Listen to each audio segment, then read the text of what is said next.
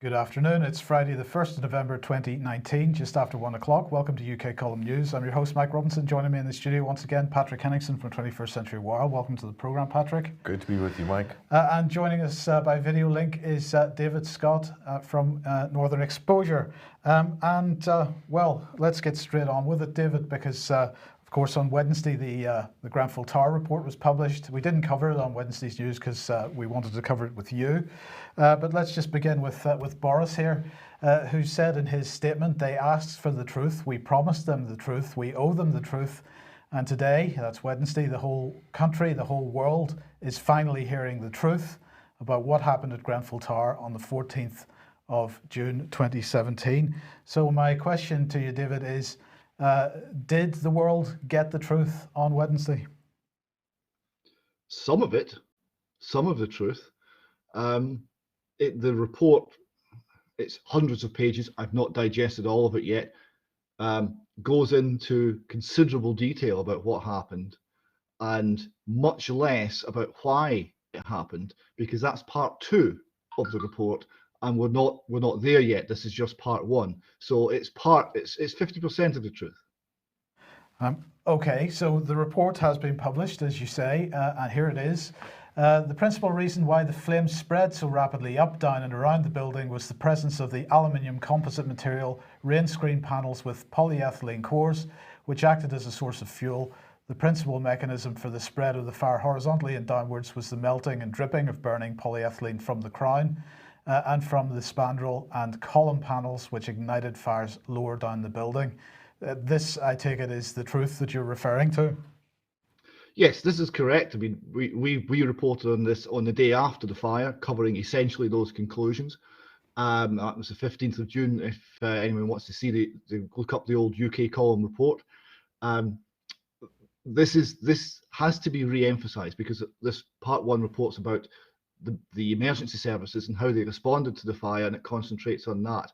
And we must always remember that the principal cause was the aluminium composite material, the refurbishment works, and how they were specified and how they were built, and that's where the concentration should go. And of course, that part of the investigation and report really hasn't started yet. Yes, and so it went on to say the presence of the foam insulation boards behind the ACM panels, perhaps components of the window surrounds, contributed to the rate and extent of the vertical flame spread.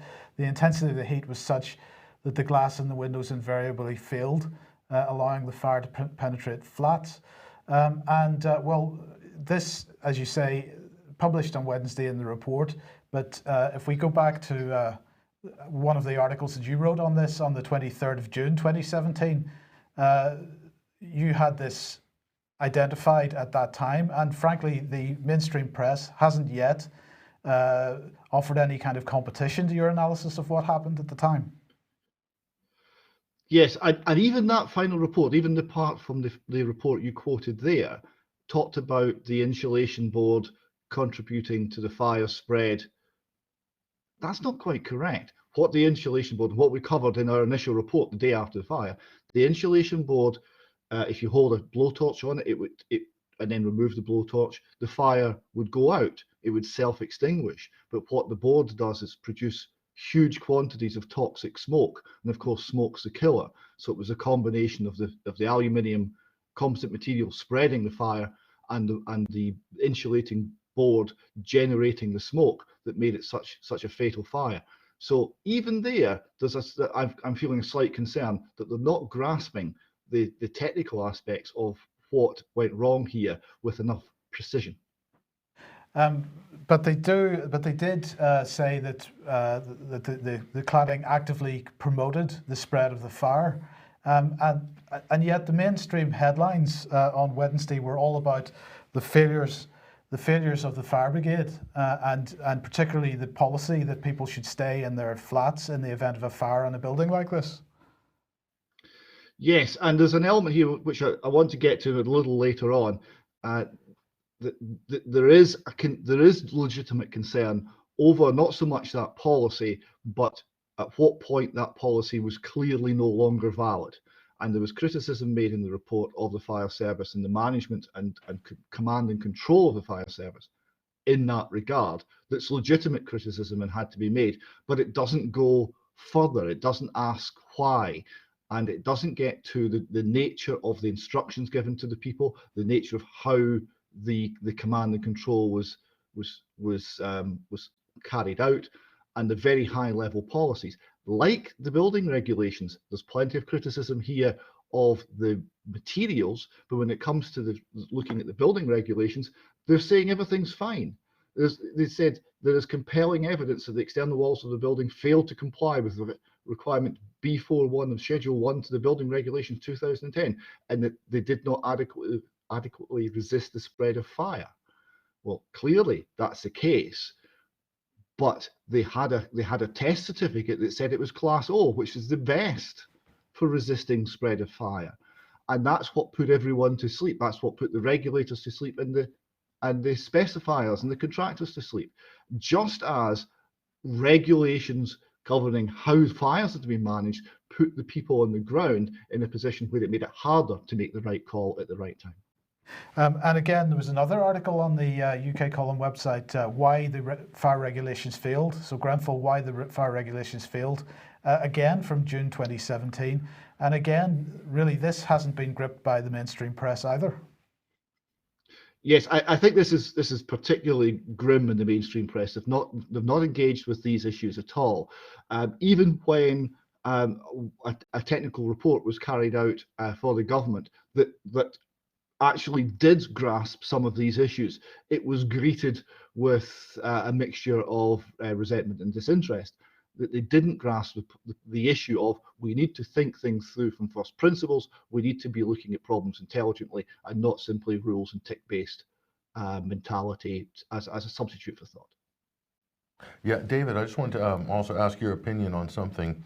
You know, you mentioned that this first part of the report, if the main focus is, it seems to be in the media anyway, focusing on the fire brigade, and all too often we look at these sort of scandals, and it seems like the establishment's looking for a convenient scalp to lay all the blame on, and then that's the end of that, and we can move on and not really get down to the underlying issues. Do you think that the issue of corruption, in terms of, because clearly what you're bringing up, David, is about corruption in terms of trying to save money, doing things on the cheap, sacrificing safety or integrity in building and engineering in return for a better margin for, let's say, a privatized operating company like the TMO, for instance?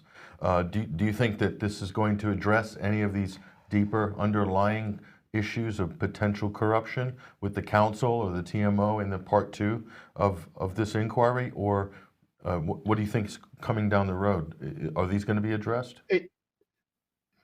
I don't think corruption is the right word. It's failure of judgment. It's failure of judgment because the scope for making independent judgments and using intelligence and using reason was removed, was viewed as risky. Thinking was viewed as risky. So we'll not do that. We'll have rules. And we follow the rules and we don't think because that's safe, because thinking's risky. And then an unusual situation which requires thought comes along and there is no ability.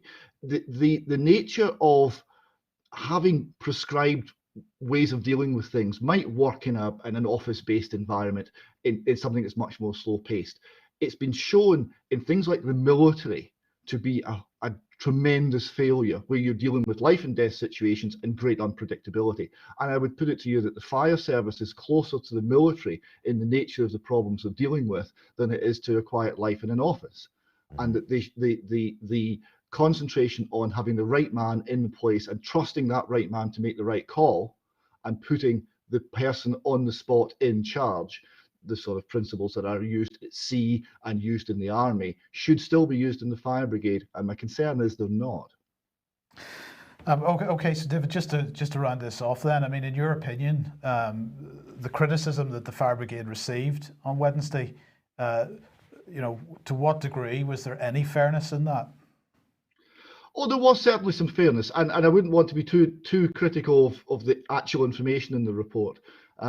It says here the firefighters who attended the tower displayed extraordinary courage and selfless devotion to duty.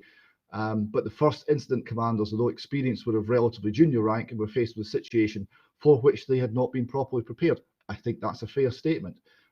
Later on, they talk about what happens in the control room, and they talked about the control room operators are instructed to stay on the line with someone who's in danger of dying in the fire.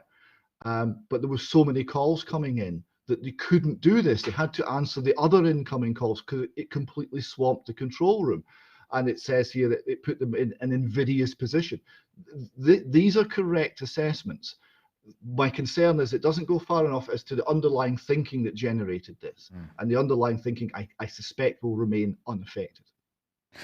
Clearly, based on what David's bringing up here, there's a deeper, really underlying systemic, institutional, I would even say cultural issues, political issues as well, that are sort of, causing these problems, these underlying problems that he's referring to. And so many times, I really don't think the mainstream press is equipped to go that deep in terms of analysis. The question now is the government prepared to go to those depths of inquiry to find solutions to what clearly there's some serious problems that caused this disaster. This is a historic disaster for the country. I think David wanted to share something with us. No, that's it. No? I think we're done with that for now. Look, we will be covering more of this in due course, and we'll be following There's more this story. to come next week. Absolutely, Yeah. absolutely. Now let's move on, Patrick. On Wednesday, we were asking what was the possibility that the anti-Semitism issue was going to be brought into the general election. Do you think that that's coming? Well, I think we were absolutely spot on. This just was released. This is from the Jewish Chronicle. Jewish labor movement announces that it won't campaign. Yes, you're reading that correctly. It won't campaign for the party's MPs in the upcoming general election, except for exceptional candidates that it deems to be exceptional candidates. Now, this is quite extraordinary, Mike, but we'll take it a little bit further. Let's look at what they've said. The Jewish labor movement has said its members will not be campaigning for labor MPs unless in exceptional circumstances for exceptional candidates, including its parliamentary chair, Ruth Smeeth, and those who've been unwavering in their support for us, including Dame Margaret Hodge, who's pictured there next to Ms. Smeeth. So, and they'll move on. We'll look at some of the details in the statement. So this is what Jewish labor movement has said. Fighting racism, prejudice, and intolerance is at the heart of our labor values. It is the failure of the leader and his supporters to live up to these values which has led us to take this stance. And they go on a little further. Let's just to clarify, but they say, but this does not mean that we no longer support the Labour Party's policies and its historic values, nor do we wish to see Boris Johnson or Joe Swinson in Downing Street. Now, reading into this a little bit closer, Mike, what exactly is this? It looks to me like this is a continuation of exactly what we spoke about on the last program, Operation Cancel Corbyn. So that's the only way I think you can rightly interpret that sort of statement. And a lot of people will be critical of this organization, the Jewish labor movement, because if they're not campaigning for all labor candidates or not working for labor as a party, then are they really a labor organization? This is a legitimate question. Absolutely. Cancel Corbyn seems to be the agenda of the day. Well, let's look at another Labour Party man, John Mann, in fact. Well, he, of course, has been made a life peer. He's no longer an MP as of the dissolution of Parliament. But his attitude is that if Labour cannot combat racism, then we're nothing. And racism always includes anti-Semitism. If we cannot do that now, then we've no reason to exist. Now, he said that in 2016. He has been the Labour Party Member of Parliament for Bassett Law from 2001 until the 20th of October this year. And on the 9th of September this year, he was nominated to become a life peer and a member of the House of Lords by former Prime Minister Theresa May. This was in her resignation honours list.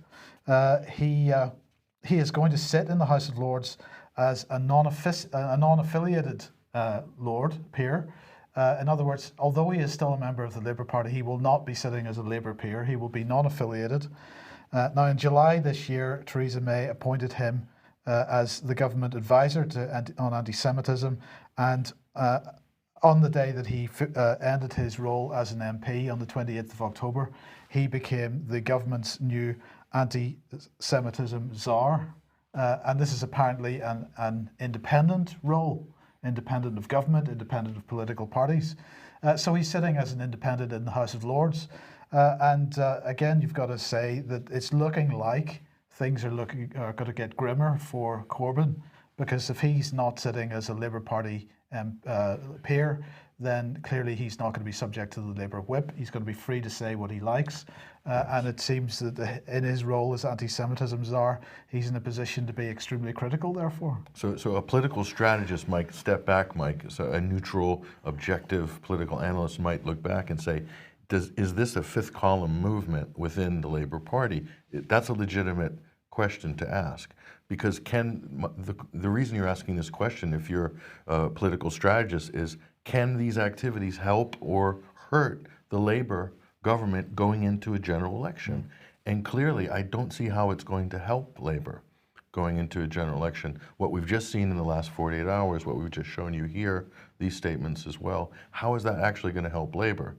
It could cost them. It could cost them seats in North London, for instance, if they're not going to, if some of these organizations aren't going to campaign on some of these marginal seats, they could lose them to Tory MPs or from another party, Liberal Democrats maybe. So that's a legitimate question. And so Labour's got a big problem. That's the question we asked 2 days ago. We said, will they pull the anti-Semitism card out again to take Corbyn down? And will the BBC join in as well? Because they're the wild card. The tabloids, the papers have more or less staked their claims to their positions. It's pretty clear. But the BBC, Mike, it's not clear if they're going to back Remain or if they're going to stab Corbyn in the back and try to eliminate this problematic, what the establishment might view as a problematic political figure on the left in this country. I'd like to get actually David's opinion on this if he has one. David, what do you think about this going into a general election? Do you think that they might commit suicide, the Labour Party, over this issue of the leadership going into the general? No, I mean, I think they are now committed to going under Corbyn. It doesn't seem that he really commands support from most of those closest to him in terms of like shadow cabinet figures. A lot of those are still Blairite. I wouldn't imagine that they would shed any tears if he was no longer leader, but they seem to be rather, stuck with him just now. And I must admit, I feel a certain amount of sympathy over this anti-Semitism, this Corbyn as an anti-Semite meme. I don't believe that for a moment. What you've got is a movement that has adopted identity politics and has now been attacked by the toxicity of identity politics, and they don't know what to do because they can't really tell the truth about these things, and therefore they're stuck with things which do look like anti-Semitism. Not that I think that Corbyn's an anti-Semite. So it's a very invidious position. They're almost defenseless because it's their own weapon that they've allowed into the wild and is now coming back to attack them. It'll be very interesting what's going to unfold over the next 5-6 weeks. So. Absolutely. Well, the Brexit Party has launched their election campaign today, and Nigel Farage was speaking this morning. Now, this is an historic quote because over the last number of months, we've heard Nigel Farage saying, if Boris Johnson attempts to bring back Theresa May's deal, I will fight him every step of the way. This was Nigel's position. And his position was also that the only acceptable Brexit is a no-deal Brexit. That still seems to be his position based on what he said today. But what he has said is that most of what he's going to be saying at the launch, and indeed what he did say at the launch, will be about Boris's deal and the need, in my view, for some kind of alliance. So he's asking for a political alliance, a Brexit alliance, and he's talking about the possibility of only campaigning on some seats. and so on other seats they'll step down on. They're mainly focused, it seems, on the north of England in Labour Party areas where they feel that they have an opportunity. And he said that they were already in discussions with informal discussions with people. So what they're talking about is building a Leave alliance across the country. He said that he doesn't trust the establishment to deliver Brexit on their own. That the Brexit Party wants to change politics for good, so they want to change politics in its entirety. That they want open and flexible local exceptions to whether they run against Tory party candidates. He was asked by one of the journalists there if he recognised the possibility of splitting the Brexit vote, and he said that of course he does recognise that possibility, and that's what this Brexit alliance is really about addressing. So that was that, but he made a statement. During his statement, he made a particular comment that I thought was worth paying attention to, so just have a listen to this. The Brexit Party will be the only party standing in these elections that actually represents Brexit. And if that's the situation, there are two things that we will do.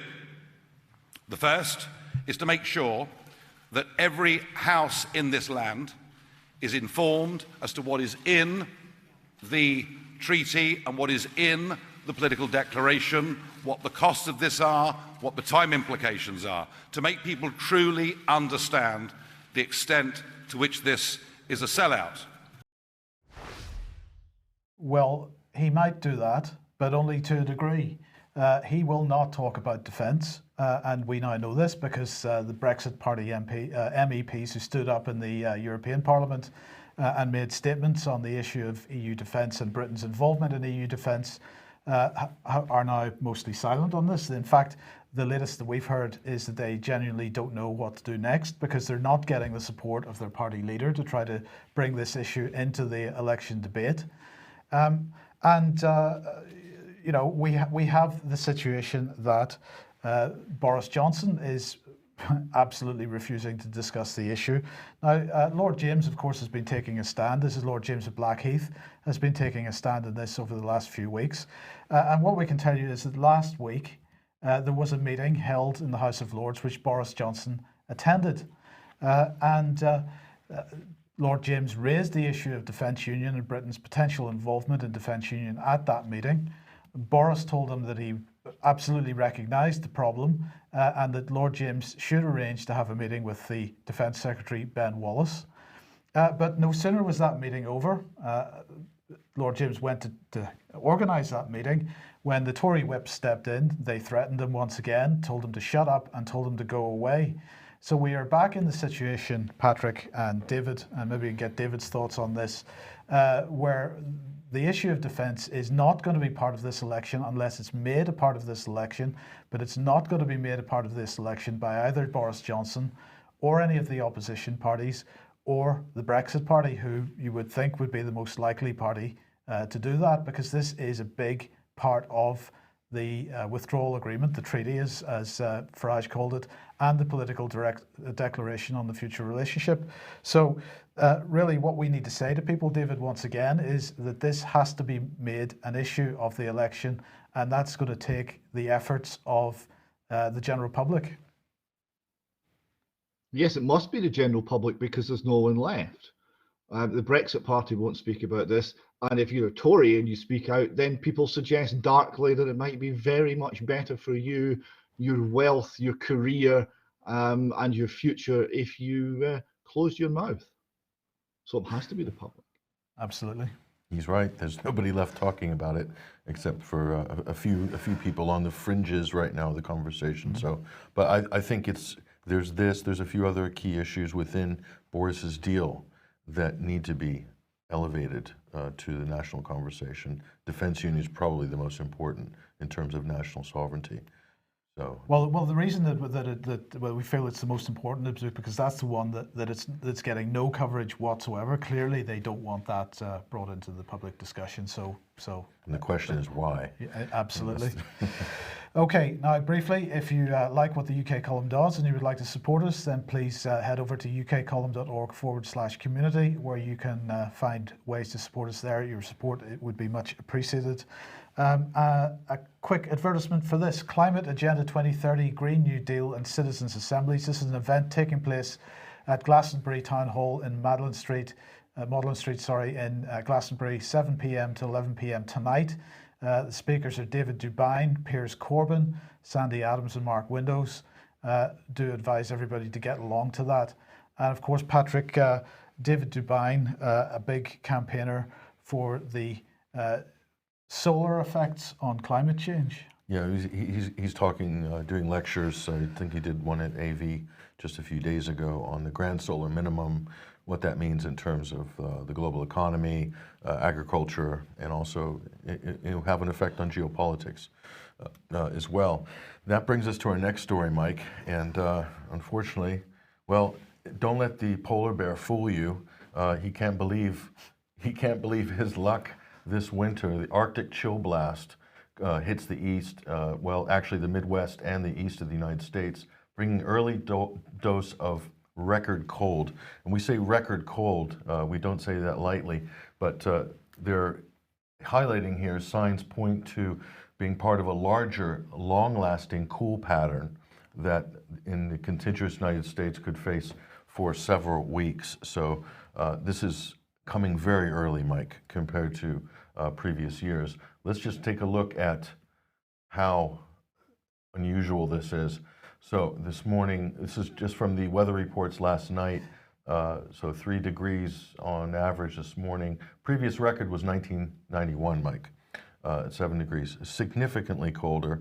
So we're talking about a major weather event here. And this is how the breakdown goes. This looks like it's going to actually increase right through today, tomorrow, and right to the weekend. So this will be something to keep an eye on. So they're getting, I think it's 12, in total 12 inches of snow in the month of October in Colorado. That's an absolute record as well. So, I mean, there's records being broken all over the place right here. So what does this mean? Let's just take a look at this is the pattern. As you can see, Mike, it's sweeping from the Midwest eastern. A lot of people are talking about the polar vortex pushing the cold air front down, and then it's going to sweep across to the East Coast. So we're unofficially naming this. This is Hurricane Greta, and Hurricane Greta will hit seafall by Saturday morning East Coast time. So bundle up if you're on the East Coast. Greta is on her way. Don't you worry. So as you can see, it's pushing eastward as the cold fronts do. So a little bit of a little weather fun there, Mike, with the graphics. But if you want to learn more about this particular subject of the solar minimum, a lot of farmers throughout the years go to the Old Farmer's Almanac. This is how people plan their crop rotations, etc. This is a great article here called The Solar Minimum Approaching a Mini Ice Age, and it breaks down the phenomenon of sunspots, because this is how people will measure traditionally if there's going to be a grand solar minimum. And looking at the sunspot activity, breaking this down, the sun has been spotless for a total of 224 days in the month of, in the year of 2019, and still counting. We still have 2 months left in 2019. So what does this mean? Well, you just compare the sunspot activity, Mike, going back 200 years, and what you have is the conclusion is there's a grand solar minimum underway. How long it's going to last, that depends on the sun, but estimates are anything from 5 to 18 years to 20 years. This will bring us into sort of 2032 in some cases. So colder winters. Expect colder winters in the next couple of years. Absolutely. So that can have a devastating effect on agricultural production and could cause issues like food shortages or a spike in price of food and foodstuffs. And unfortunately, the media is not talking about this. Schools aren't telling their students, who will be out of school by the time the grand solar minimum gets its traction, and politicians, of course, are not talking about this. So there's various reasons for that. I think David Dubine covers quite a few of those specific areas of this in his presentations, which are available, I think, on the AV website, right? Absolutely, yes. Or by ianrcrane.com and also on the Alternative View website. So, yeah. Okay, David, let's move north of the border again, the issue of Sean Ritchie. Now, just remind us what this story is about briefly. So 5 years ago, yesterday, Sean Ritchie went to a Halloween party, and he went in a van, went to a nearby farm, and he was never seen alive by any of his loved ones again. The alarm was raised. There was a large search of an area of moorland. Some of his clothes were found, but there was never any sign of him. And officially, according to Police Scotland, is a missing person. His family and many others are convinced he's been murdered, but it's not been investigated as a murder. So this is a brief article from the Press and Journal, the ancient Aberdeen-based newspaper. And they're saying that one of Police Scotland's largest missing person operations continues, with today marking exactly 5 years since Sean Ritchie disappeared. I'm not sure what's continuing. Not very much is actually continuing, but we'll come to that in a moment. Mr. Ritchie was 20 when he went missing after travelling in a van to a farm in the Greenburn area near Strichen on Friday, the 31st of October 2014. The alarm was raised on the 2nd of November, it reports. Now, this is a very brief article from the Press and Journal, but the Press and Journal have reported this story extensively, but in quite an unusual way.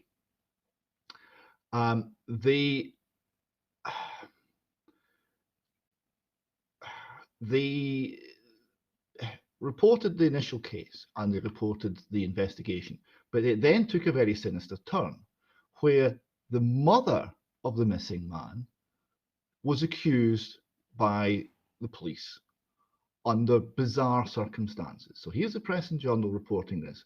Mum facing 8 charges of wasting police time.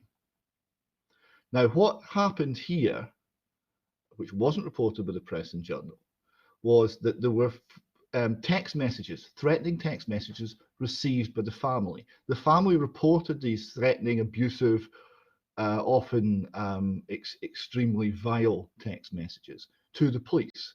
The police came round to investigate. They actually, during this investigation, the police officer had one of the mobile phones of one member of Sean's family in her hand when the text message came in, with the other members, including Sean Ritchie's mother, were in the room at the time. Despite this, they seized all the phones and electronic equipment from the house of Sean's mother and later charged her with sending the text messages. So this is reported in the Press and Journal.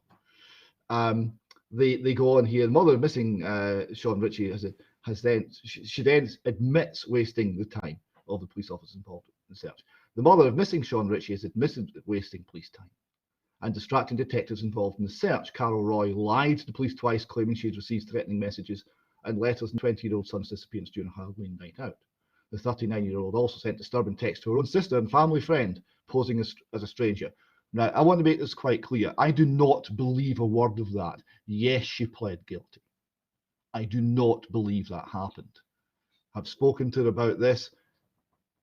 She is adamant that she did not send these text messages. She's clear, and I have other witnesses on this, that some of the text messages came in when the phone was in the hand of a police officer, and Carol Roy was in the room with the police officer. There's no way she could have sent that text message. But what happens is she was charged 8 charges. 8 charges means jail time.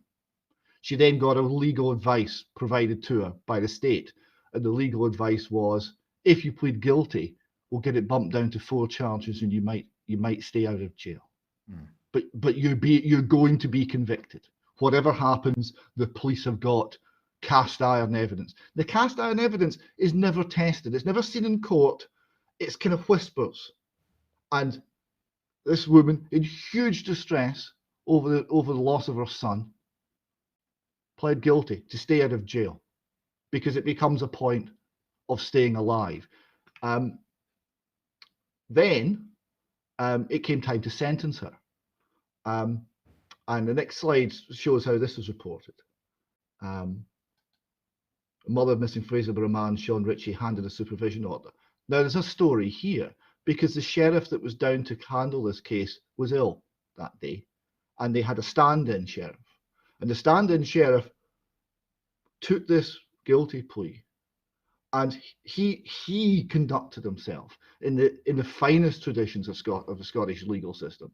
And he said that he sympathised hugely with the distress that she was feeling. He couldn't imagine what it would be like to lose a child.